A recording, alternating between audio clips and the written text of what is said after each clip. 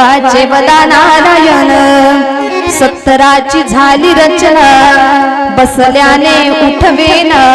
70 वर्ष झाले का बसलं की पुन्हा उठा वाटत नाही, काय काम लावायला वाटते, एकदा बसलं की बसूनच राहा. सत्तराची झाली रचना, बसल्याने उठवेना, उठल्याने चालवेना, मग तो झाला धन्यमाना. सावध सावधान वाचे वदा नारायण, 4-20 मिळून 80, मग तो झाला अपयशी. 4-20 मिळून 80, मग तो झाला अपयशी. पाण्याविन मछली जैसी, जीव होतो कासावीसी. सावध सावधान वाचे वदा नारायण, मग वर्ष झाले 90 वर्ष झाले. तिथपर्यंत कोणी वाट पाहते का? लोक म्हणतात अहो उग किती वर्ष राहता. बस झालं की आता घरचे माणसं वसवस पडतात आपल्यावरती, बस झालं 90 वर्ष काय कमी वर्ष जगले का म्हणतात. घरची माणसं विचित्र वाईट बोलतात, मान्यच आहे. पण ज्या वेळेला माणूस खाटेवर बाजूवर पडून राहतो, कोणतंच काम होत नाही, त्यावेळेला जी बायको लग्नामध्ये फेरे घेताना वचन देते ती बायको म्हणते, बाईल म्हणे खरे मरता तरी बरे, अण्णासी आले घर थुंकुनिया. घर म्हणजे गाढव. किती वर्ष झालं म्हणते बाजूवर पडू नये, कधी कधी मरते की वाटते. बायको म्हणते एवढं बायको कंटाळते तर दुसरे का नाही कंटाळणार. मग रामदास स्वामी आपल्याला सांगायला लागले, मग वर्ष झाले 90, बोलवेना एक शब्द, स्त्री पुत्र म्हणे प्रसिद्ध, आता थोडा संबंध. सावध सावधान वाचे वदा नारायण. 100 आता 1 शतक पूर्ण झाला, आला तैसा वाया गेला. 1 शतक पूर्ण झाला, आला तैसा वाया गेला. रामदास स्वामी म्हणे योगी सावध झाला. सावध सावधान वाचे वदा नारायण. म्हणून माणसाला पावला पावलावरती सावध होणं गरजेचं आहे. हे जरी कळलं मग दुसरा येईल.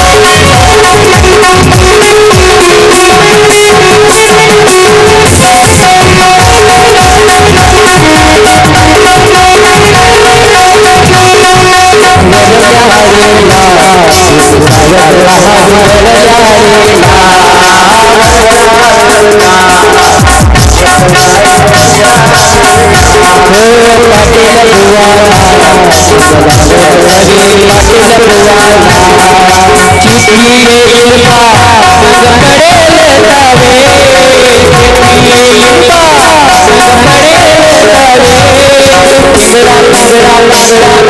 बिगडा बाबा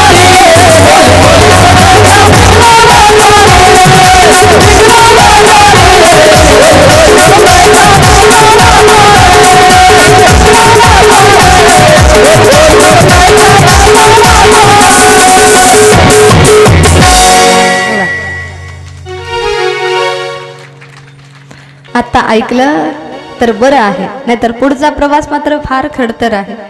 हे जरी ना ऐकालं तरी दुसरा येईल म्हणायला लागले.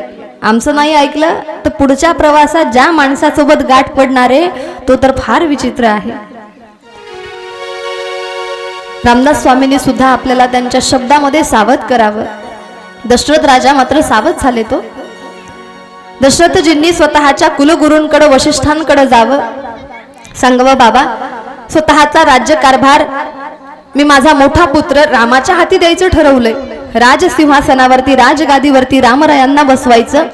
हे ज्या वेळेला त्या मंथरेनं ऐकलं त्यावेळेला ती मंथरा जाऊन कैकेयीला सांगायला लागली, अगं राजाला 4 पुत्र आहेत, पण ह्या 4 पैकी दुसऱ्या कुणाचं नाव त्यांच्या तोंडात आलं नाही. पहिल्यांदा म्हणले रामाला राजगादीवरती बसवायचं. विचार कर, राम जर राजगादीवरती बसला ना सगळा कारभार त्याच्या हातामध्ये जाईल आणि मग तुझ्या पोराला त्याच्या इशाऱ्यावरती नाचावं लागेल.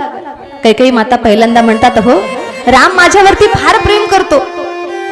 जेवढं स्वतःच्या जन्मदात्या आईवरती कौशल्यवरती जेवढं प्रेम करत नाही ना तेवढं प्रेम भगवान परमात्मा माता कैकेयीवर करायचे. पण ही मंथरा अशी होती, नको नको त्या गोष्टी डोक्यामध्ये भरून दिल्या. आणि ज्या वेळेला कैकेयीच्या लक्षात आलं खरंच राजगादीवरती बसल्याच्या नंतर सगळा कारभार रामाच्या हातामध्ये जाईल, त्याच्या इशाऱ्यावरती आम्हाला चालावं लागल, आठवण करून दिली त्या मंथरेनं कैकेयीला. म्हणे ज्या वेळेला स्वतः तुमचा पती तुम्हाला म्हटला होता, गर्भवती असताना सुद्धा विचारलं होतं की काही इच्छा असेल, काही मागायचं असेल तर एखादं वरदान मागा. भगवंतासोबत स्वर्गात युद्ध करताना ज्या वेळेला रथाचं चाक गळून पडलं त्यावेळेला स्वतःचा हात, स्वतःचा बाहू, स्वतःचा दंड त्या कैकेयीनं रथाला लावला होता. त्या काळचं सुद्धा मागायचं राहिलं, आठवण करून दिली मंथरेनं. म्हणे माग आता. कोप भवनामध्ये माता कैकेयी जाऊन बसलेली आहे. इकडे दशरथजींना ज्या वेळेला मंथरेनं बोलवलं, विचारलं कुठं आहे कैकेयी, म्हटले कोप भवनात जाऊन बसल्यात. त्यांना त्यांचा राग अनावर झाला नाही, फार रागावल्या. मग राग शांत करण्यासाठी दशरथ राजाने तिथे जावं. त्या कैकेयीनं दशरथ राजांकडे पाहावं आणि स्वतःच्या पतीला म्हणायला लागल्यात, स्वामी आतापर्यंत मी तुमच्याकडे काही मागितलं नाही, आजही मागायचं नव्हतं, पण तुमच्यामुळे मागायची वेळ आली. जेव्हा माणसाला फार त्रास होतो, कधी कुणी एकमेकासमोर कधी माणूस काही बोलत नाही, मनात सगळ्या गोष्टी दाबून दुडपून ठेवतो आणि जेव्हा बोलतो तेव्हा आपण समोरच्या माणसाला म्हणतो, अहो आतापर्यंत सहन केलं, आता जोपर्यंत इथं आलं ना तेव्हाच समोर आम्ही तुमच्या प्रगट केलं, नाहीतर बोलणारच नव्हतो. ती कैकेयी म्हणते, स्वामी मला बोलायचंच नव्हतं, पण बोलायची वेळ तुम्ही आणली. मी असं ऐकलं राजगादीवरती तुम्ही रामाला बसवणार आहेत. दशरथांनी म्हणावं, हो बरोबर आहे, बरोबर ऐकलंस तू. म्हणे तुम्ही जर त्या रामाला राजगादीवरती बसवणार असाल ना तर आधी मला मी जे वचन तुम्हाला मागणार आहे ते तुम्हाला पूर्ण करावे लागतील आणि त्याच्यानंतर रामाला राजगादीवरती बसवावं लागेल. म्हटले काय मागायचंय माग, माझा मुलगा राजा होणार आहे, ह्याच्यापेक्षा आनंद मला दुसऱ्या कोण्या गोष्टीचा नाही. त्या कैकेयीनं आपले वरदान मागावे 2. वरदान मागण्यापूर्वी स्वतःच्या पतीला पुन्हा चेतावणी दिली. म्हटले मी जे मागणार आहे ना मला विश्वास आहे की ते तुम्ही मला कधी देणार नाही.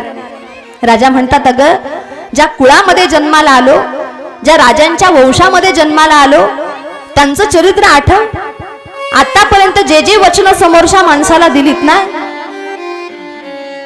प्राण जागेवरती गेला पण दिलेलं वचन कधी आमचं अपूर्ण राहिलं.